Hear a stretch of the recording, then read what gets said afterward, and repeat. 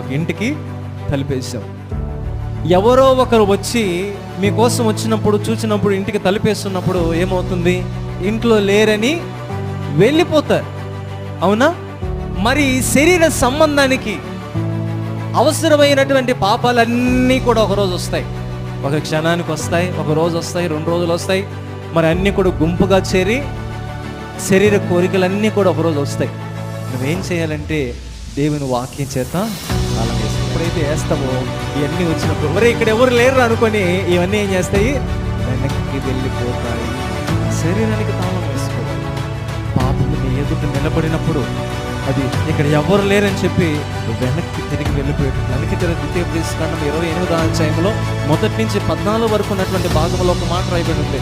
అపవాది ఒక త్రోవను వచ్చి అది 7 త్రోవలుగా పారిపోతుందంట. ఎందుకని? నీవు క్రీస్తు రక్తము